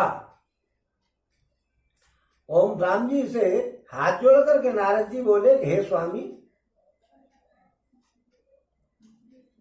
रघुनाथ जी सुनिए, आप सुंदर अगम और सुगम वर देने वाले हैं। हे स्वामी मैं एक वर मांगता हूं आपसे, वो मुझे आप अवश्य दीजिए। यद्यपि आप अंतर्यामी होने के नाते सब कुछ जानते हैं कि मैं क्या करूंगा। श्री राम जी ने कहा, हे मुनि तुम मेरा स्वभाव जानते ही हो, क्या मैं अपने भक्तों से कभी कोई छिपाव करता हूं? भगवान जी कह रहे हैं कि क्या मैंने अपने भक्तों से कभी कोई छिपाव किया है? और मुझे ऐसी कौन सी वस्तु प्रिय लगती है जिसे मैं मुनि श्रेष्ठ तुमको नहीं दे सकता हूं, या तुम नहीं मांग सकते? बताओ, मुझे कोई ऐसी चीज लग रही है कि मैं आपको नहीं दे सकूं? और मुझे भक्त के लिए कुछ भी अदेय नहीं है। अदेय मतलब नहीं देने लायक कोई चीज ऐसी नहीं है। ऐसा विश्वास भूल करके भी मत छोड़ना, जो मांगे भक्त उसको मैं चाहे जो कुछ दे सकता हूं। भगवान भगवान। ओम तब नारद जी हर्षित होकर के बोले कि मैं एक वरदान मांगना चाहता हूं, और ये धृष्टता में कर रहा हूं कि क्या है कि यद्यप प्रभु के नाम अनेक हैं और वेद कहते हैं कि वे सब एक से बढ़कर के एक हैं, तो अभी हे नाथ राम नाम सब नामों से बढ़कर के होवे और पाप रूपी पक्षियों के समूह के लिए ये भदिक के समान होवे। और राका रजनी भगत तब राम नाम सोई सोम अपर नाम ओढ़गन विमल बसो भगत और व्योम। ओम एवं मस्तु मुनि सन कहु कृपा सिंधु रघुनाथ तब नारद मन हर्ष अति प्रभुपद नायो मात। ओम आपकी भक्ति पूर्णिमा की रात्रि है, उसमें राम नाम यही पूर्ण चंद्रमा होकर के और अन्य सब नाम तारागण होकर के भक्तों के हृदय रूपी निर्मल आकाश में निवास करें। ओम कृपा सागर रघुनाथ जी ने मुनि से कहा कि ऐसा ही होगा। तब नारद जी ने मन में अत्यंत हर्षित होकर के प्रभु के चरणों में मस्तक नवाया। नारद जी ने कहा कि भाई राम के नाम को आप सबसे बड़ा कर दो, आपके सहस्त्र नाम है, हजारों नाम है, लेकिन इन सब में राम के नाम को बड़ा कर दो। राम के नाम को ही बड़ा क्यों मान रहे हैं नारद जी? नारद जी इसलिए राम के नाम को बड़ा मान करके चल रहे हैं और उनसे मांग कर रहे हैं कि मेरी ये बात इच्छा पूरी करो, क्योंकि नारद जी की वजह से ही तो राम का रूप धरा है। तो अपनी वजह से राम का रूप धरा है, तो उसको नाम को तो वो चाहेंगे ही कि मेरे नाम टॉप पे हो, कि मेरी वजह से भगवान जी आए और ये नाम रख करके आए। इसलिए नारद जी ने उनसे कहा कि आप राम के नाम को जो है वो कर दो, क्योंकि ये बिरही नाम है। क्योंकि राम जी जो है गमगीन चल रहे हैं, पत्नी खो गई है, लेकिन उन पर कोई फर्क नहीं, इसलिए सारी बातें हो रही है। तो उन्होंने इस नाम को आप अमर कर दो। ओम अति प्रसन्न रघुनाथ जानी पुन नारद बोले मृदुबानी राम जवाय प्रेर निज माया मोहे मोहे सुनो रघुराया तब विवाह में चाहूं कीना प्रभु कई कारण करे न दीना सुन मुनि तो कहूं सहरोसा बजहे जे मोह तज सब सकल भरोसा और करो सदा तिन कह रखवारी जिन बालक राखे मेहतारी गए सुसुगत बच्च अनल अहदाई तह राखे जननी रगाई।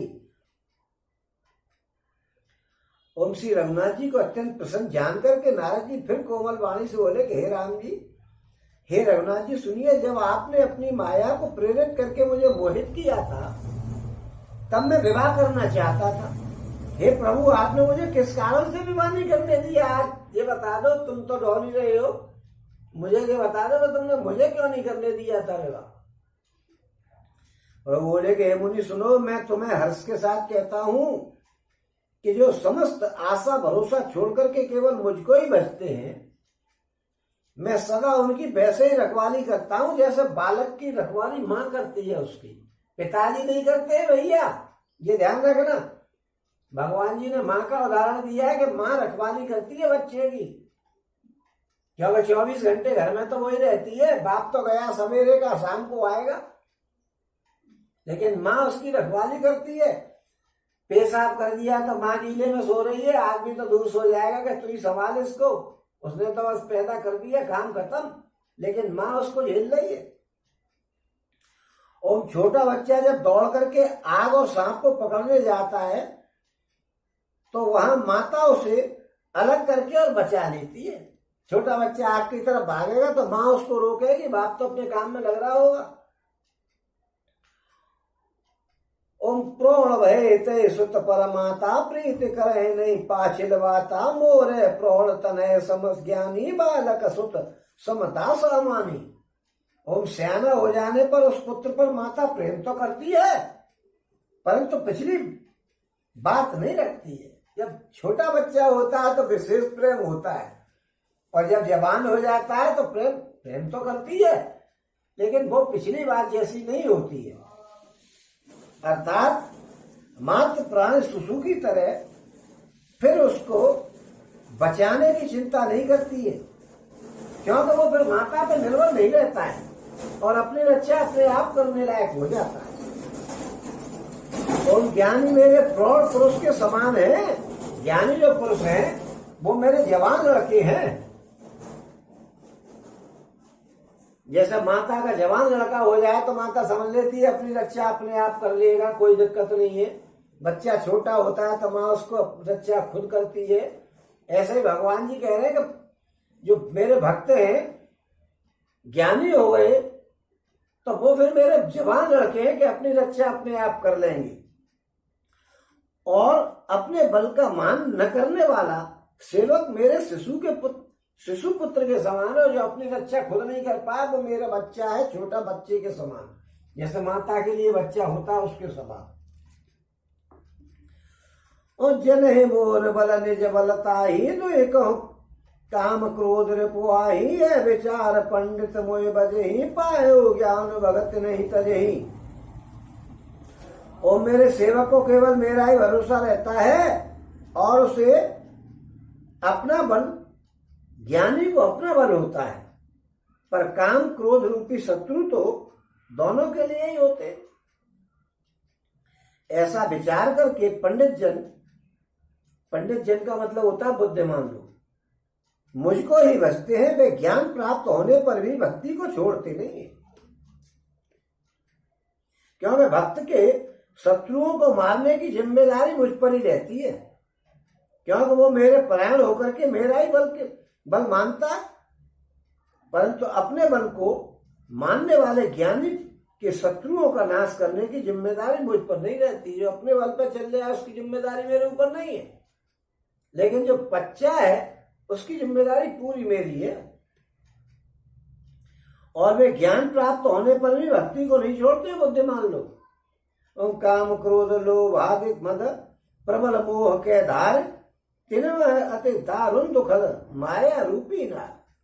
काम क्रोध लोभ और मद आदि जो मोह यानी अज्ञान की प्रबल सेना है, इसमें माया रूपणी जो स्त्री है वो तो अत्यंत दारुण दुख देने वाली है। स्त्री तो बड़ी खतरनाक है। और सुन मुनि कह पुराण सुच संता मोहे विपिन कहो नारे बसंता। जप तप नेम जलाश्रय झारी होए ग्रीसम सो सह सब नारी। काम क्रोध मत मत्सर भेका इन्हें हरसप्रद बरसाए का दुर्वासना कुमुद समुदायी तिन कह शरद सदा सुखदाई। धर्म सकल सरी सरसी रोह वृंदा होम हिम तिन्हे दुखहि सुख मंदा पुण्य ममता जवास बहुताई। पलु है नार शिशिर ऋतु पाई। ओम काम क्रोध लोभ और मद आदि मोह की प्रबल सेना है।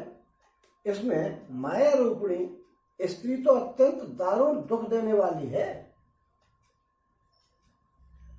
ओम हे मुनि सुनो, पुराण वेद और संत कहते हैं कि मोह रूपी वन के लिए स्त्री बसंत ऋतु के समान है। मोह को बहुत बढ़ा देती है, बिल्कुल मोह में फंसा देती है स्त्री। ओम जप तप नियम रूपी संपूर्ण जल के स्थानों की स्त्री ग्रीष्म ऋतु होकर के सर्वदा सोख लेती। सब स्थानों को ग्रीष्म ऋतु होकर के सोख लेती। गर्मियों में सब सूख जाता है। ऐसे ही जो है ये जप तप और नियम वगैरह होते हैं सबको स्त्री खत्म करा देती है, सोख लेती है। मतलब अगर आप स्त्री के चक्कर में पड़ गए तो आपके जप तप सब कुछ खत्म, क्योंकि आप तो स्त्री के चक्कर में लगे रहो। मुनि हे मुनि सुनो, पुराण वेद और संत कहते हैं कि मोह रूपी वन के लिए स्त्री बसंत ऋतु है। मोह को बढ़ाने के लिए अच्छा मौसम पैदा कर देती है कि मोह बढ़ जाता है। और जब तब नियम रूपी संपूर्ण जल के स्थानों को स्त्री ग्रीष्म रूप होकर के और सर्वदा सोख लेती है। सबको यानी जब तब को तो सबको नाश करा देती है। ओम काम क्रोध मद मत्सर भेका और इन्हें हर्षपद वर्षा एक। काम क्रोध मद और मत्सर आदि मेढक हैं, इनको वर्षा ऋतु होकर के हर्ष प्रदान करने वाली एकमात्र यही स्त्री तो है। स्त्री जो है वो ये बता रहे राम जी कि काम क्रोध मद मत्सर आदि जो मेढक के रूप में इनका वर्णन किया है। ये जो चीज है काम, क्रोध, मद और मत्सर, इनको तो वो ऐसा समझे जैसे वर्षा ऋतु के समान है, बढ़ा देती है। काम, क्रोध, मोह, मत्सर आदि को बढ़ा देती है वो।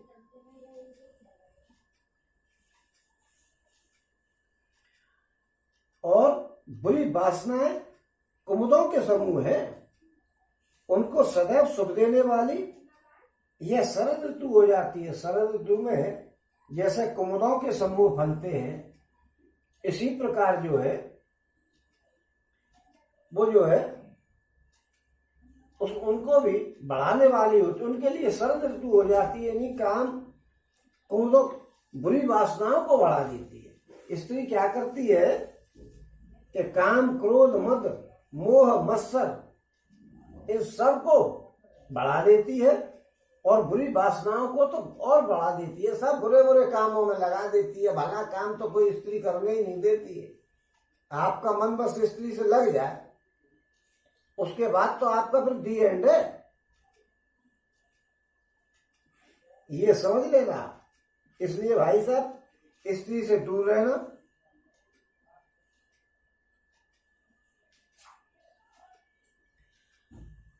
ओम धर्म सकल सरसीरुह वृंदा होय हिमे तिन्हे दहे सुख मंदा और पुण्य ममता जवास बहुताई और पलो है नार शिशिर ऋतु पाई। समस्त धर्म कमलों के झुंडे सारे धर्मों का नाश उड़ा देती है। कमलों के झुंड से तुलना कर रहे हैं कि सारे धर्म कमलों के झुंड हैं, लेकिन ये नीच विसर्जन सुख देने वाली स्त्री हिमऋतु होकर के उन्हें जला डालती है। हिमऋतु में कमल जल जाता है। ऐसे स्त्री जो है उनके लिए हिमऋतु हो जाती है, यानी उनको जला डालती है। किसको? सारे धार्मिक कार्यों की तैसी तैसी करा देती। आदमी धार्मिक कार्यों में लगेगा, मैं महिला के लिए जुगाड़ में लगेगा कि कैसे उससे मिलने जाऊं, सब काम को छोड़ के, बच्चे होंगे घर में, वो भी तो बुरे लग रहे होंगे कि ये काय को बीच बीच में आ रहे हैं। उसको ये लगे सब मर जाए, मैं उसी के पास चला जाऊं। तो कितना अनिष्ट हो रहा है आपको केवल एक स्त्री के चक्कर में। ये स्त्री भैया बहुत खतरनाक है। भगवान जी कहां से बना के भेज दिया जीवन को खराब कराने के लिए। भैया मैं जो नहीं कह रही हूँ कि स्त्री खराब है, पुस्तक कह रही है। आप कहीं मुझे पकड़ लो कि स्त्री के चक्कर में तू नहीं है क्या? रे मैं तो हूं भैया, मेरी पत्नी मुझे संभाल रही है। लेकिन वो बात बता रहे हैं राम जी, मैं तो वो कह रहा हूं। ओम फिर ममता रूपी जवास का समूह स्त्री रूपी शिशिर ऋतु को पाकर के हरा भरा हो जाता है। शिशिर ऋतु, गर्मी, भयंकर गर्मी पड़ रही होगी और जवासे का पेड़ फल रहा होगा, तो ये जवासे के लिए भयंकर गर्मी हो जाती है, सबका नाश उड़ा देती है। और जवासा क्या बताया कि ममता को बढ़ा देती है, यानी जवासे को फुला देती है। यानी ममता बताया जवासे को, तो ये फुला के रख देती है, हरा भरा हो जाता। ममता ही ममता होती है। केवल स्त्री देखिए और उसी के चक्कर में अब कहीं जवान लड़के की शादी करवा दो और उसकी आ जाए पत्नी, तो उसको माँ बाप तो इतने बुरे लगेंगे कि कुछ पूछो मत। क्योंकि माँ बाप बीच में कोई सवेरे जगा देगा जल्दी, तो कोई जल्दी किसी काम को बता देगा, ऐसे बुरे लगेंगे। क्या है, क्यों? उनकी जो स्त्री आई है उससे मिलने नहीं दे रहे, उसके चक्कर में पड़ जाता है। ममता, मोह, काम, क्रोध, मोह सब कुछ में फंस जाता है। उसे कुछ नहीं लगता है दिखाई। भगवान का नाम लेना तो अरे साहब कौन भगवान का नाम ले?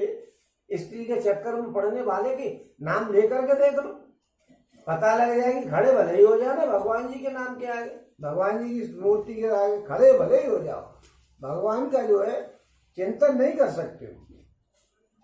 ओम पाप उलूक निकर सुखकारी नारिन बड़े रजनीय दयारी बुद्ध बल शील सत्य सब मीना और बनसी सम त्रिय कहे प्रवीणा। ओम पाप रूपी उल्लुओं के समूह के लिए वो स्त्री सुख देने वाली घोर अंधकार में रात्रि है। उल्लू को रात में दिखता है, यानी पापों को बढ़ाने के लिए वो रात्रि के समान है उल्लू के लिए। ये पाप इतने बढ़वा देती है, आपसे इतने पाप करा लेगी, कहीं आप फिर पत्नी को तो छोड़ो, पत्नी की तो आदमी मट्टी खराब कर देता है, कभी इतना ध्यान नहीं देता कि प्रेमिका के चक्कर में डाल के देख लो किसी आदमी को। पत्नी एक तरफ खड़ी रहेगी, वो प्रेमिका के चक्कर में बर्बाद हुआ जा रहा होगा, सरेआम घर में झूठ बोल रहा होगा और उसके चक्कर में जा रहा होगा। क्या है ये? और पाप रूपी उल्लू के लिए, समूह के लिए तो वो स्त्री सुख देने वाली अंधियारी रात्रि हो जाती है। यानी पापों को तो बढ़ा देती है, सरेआम झूठ बोलना। अपनी पत्नी तो ऐसा बुरी लगती है जैसे कि ये इसकी जान की दुश्मन हो। ओम बुद्धि, बल, शील और सत्य, ये सब मछलियां हैं। ये बुद्धि, बल, शील और सत्य, ये मछलियों से तुलना की है। एक तरह से इनको मछली समझो तो इनके लिए वो क्या है कि उनके के लिए स्त्री बंसी के समान है। चतुर पुरुष ऐसा कहते हैं, भगवान जी भी नहीं कह रहे हैं अपनी तरफ से। मैं तो बिल्कुल नहीं कह रहा भाई साहब, आप मुझे क्षमा करें, ये तो मैं पुस्तक पढ़ रहा हूं, उसका हिसाब किताब चल रहा है। वो कह रहे हैं कि ये स्त्री क्या है कि ये बंसी के समान है। उसको वो लगा देते हैं मछली के पकड़ने का जो कांटा वांटा सेटिंग कर देते हैं, उसको बंसी कहते हैं, उसके समान है। बल, बुद्धि, शील और सत्य, अच्छे विचार। शील माने अच्छे विचार, अच्छे चरित्र। इसको तो वो रहने ही नहीं, अच्छा चरित्र कहाँ रहेगा। स्त्री की चक्कर में कि अच्छे चरित्र हो जाते हैं।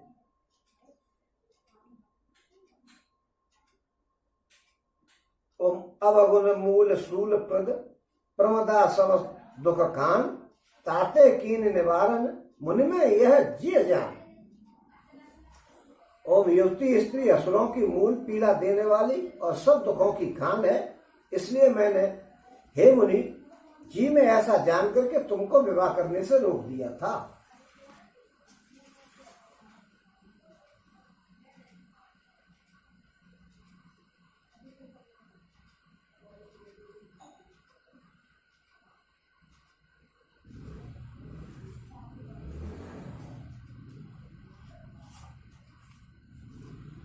और सुन रघुपत के वचन सो आए, मुनि तर पुलक नयन भरे आए, कहो कवन प्रभु के असरीति, सेवक परम और प्रीति। और जे न भजे यस प्रभु ब्रह्म त्यागी, ज्ञान रंक नर मंद अभागी, पुनि सादर बोले मुनि नागर, सुनो राम विज्ञान विशारद।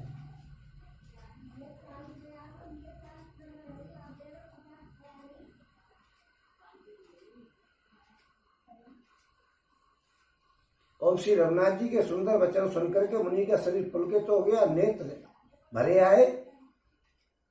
कहो तो किस प्रभु की ऐसी रीति है जिसका सेवक पर इतना प्रेम हो। ओम जो मनुष्य ब्रह्म को त्याग करके ऐसे प्रभु को नहीं बसते हैं, वे ज्ञान के कंगाल दुर्बुद्धि अभागे हैं। फिर नारद मुनि आदर सहित बोले कि हे विज्ञान विशारद श्री राम जी सुनिए।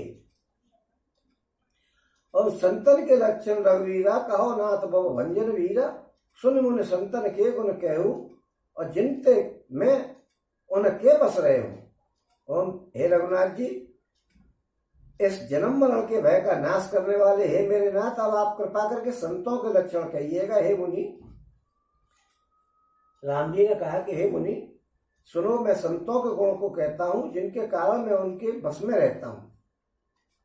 और सठ विकार जित अनग अकामा, अचल अकिंचन सुखदामा, अमित बोध अनियमित भोगी, सत्य सार कवि कौविद जोगी।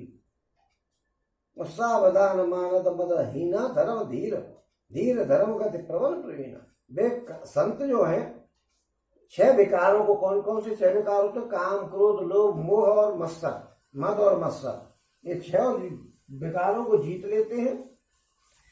पाप रहित, कामना रहित, निश्चल बुद्धि वाले, अकिंचन, अकिंचन कहते हैं सब कुछ को त्याग दिया हो, सब कुछ उसमें कुछ हो ही नहीं, बिल्कुल ही नंगा।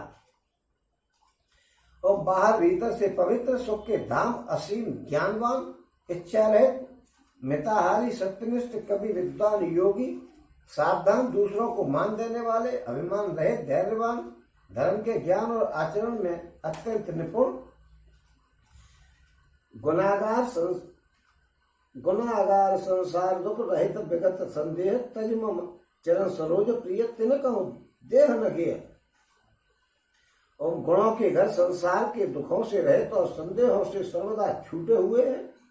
वे मेरे चरण कमलों को छोड़ करके उनको न देह की प्रिय लगती है और न घर ही प्रिय लगता है। और मेरे गुण श्रवण सुनत सकुचाही पर गुण सुनत अधिक हर्षाही। सम शीतल नहीं त्याग तीति नीति और सरल स्वभाव स्वभाव मन प्रीति समय सन प्रीति। और निज गुण श्रवण सुनत सकुचाही पर गुण सुनत अधिक हर्षाही। सम शीतल नहीं त्याग नीति सरल स्वभाव समय सन प्रीति। और जप तप व्रत तम संयम नेमा गुरु गोविंद विप्र पद प्रेमा श्रद्धा क्षमा मैत्री दाया मुदिता मम पद प्रीत अमाया। कानों से अपने गुणों को सुनने में सकुचाते हैं, दूसरों के गुण सुनने से विशेष हर्षित होते हैं और सम रहते हैं और शीतल रहते हैं। और न्याय का कभी त्याग नहीं करते हैं, सरल स्वभाव वाले होते हैं और सभी से प्रेम रखते हैं। हम जप तप व्रत दम संयम नेमा गुरु गोविंद प्रिय पद प्रेमा और श्रद्धा क्षमा मैत्री दाया मुदित मम पद प्रीत अमाया। वे जप तप व्रत दम संयम और नियमों में रत रहते हैं और गुरु गोविंद तथा ब्राह्मणों के चरणों में प्रेम रखते हैं। उनमें श्रद्धा क्षमा मैत्री दया मुदिता, मुदिता कहते हैं प्रसन्नता को, और मेरे चरणों में निष्कपट प्रेम होता है। और वेद विवेक विनय विज्ञाना बोध थारत वेद पुराना दम्भ मानोद करह न काहू भूल न दे कुमार पाऊ। तथा वैराग्य विवेक विनय विज्ञान, विज्ञान कहते हैं परमात्मा के तत्व का ज्ञान होना विज्ञान कहलाता है। और वेद पुराणों का यथार्थ ज्ञान रहता है उनको। वे दम्भ अभिमान मद कभी नहीं करते हैं और भूल करके भी कुमार पर पैर नहीं रखते हैं। ओम गावे सुने सदा मम लीला हेतु हित पर हितरत शीला। मुनि सुने साधुन के गुण जेते कह न सके शारदा शारद श्रुति। ओम वे सदा मेरी लीलाओं को गाते हैं और सुनते हैं, बिना ही कारण दूसरों का हित में लगे रहने वाले होते हैं। हे मुनि सुनो, संतों के जितने गुण हैं उन सबको सरस्वती और वेद भी नहीं कह सकते। और कह न सके शारद शेष नारद सुनत पद पंकज गहे। अस दीन बंधु कृपालु अपने भगत ने जो गुण मुख कहे। सुरनाय बारह बार चरण ब्रह्मपुर नारद गए। ते धन्य तुलसीदास आस बिहाय जे हरे रंग रहे। और राव नार जस पावन गावे सुनहि जी लोग। राम भगत द्र पावहि बिन विराग जप जोग। हम शेष और शारदा भी के उनके बारे में, संतों के लक्षणों के बारे में कह नहीं सकते। यह सुनते ही नारद जी ने श्री रामचंद्र जी के चरण कमल पकड़ लिए। दीन बंधु कृपालु प्रभु ने इस प्रकार अपने मुख से, श्री मुख से अपने भक्तों के गुण कहे। भगवान के चरण कमलों में बार बार से नवा करके नारद जी ब्रह्मलोक को चले गए। तुलसीदास जी कहते हैं कि वे पुरुष धन्य है जो सब आशा छोड़ करके केवल श्री हरि के रंग में रंग जाते हैं। और जो लोग रावण के शत्रु श्री रामचंद्र जी का पवित्र यश गाएंगे और सुनेंगे, वे वैराग्य जप और योग के बिना ही श्री राम जी की तरह भक्ति को पा जाएंगे। और दीप शिखा समझ जोगते तन मन जने होश पतंग भजे राम तज काम मद करे सदा सत्संग सियावर रामचंद्र जय शरणम शंकर हरिओम जय जय श्री राम जय जय हनुमान हरि की जय। और मंगल भवने मंगल हरि दो सुदर्शन भजन बिहारी दीन दयाल स्तंभारी हरनाथम संकट भारी। और युवती स्त्रियों का शरीर दीपक की लौ के समान है। हे मन, उसका तू पतंगा मत बने और काम और मन को छोड़ करके श्री रामचंद्र जी का भजन कर और सदा सत्संग कर।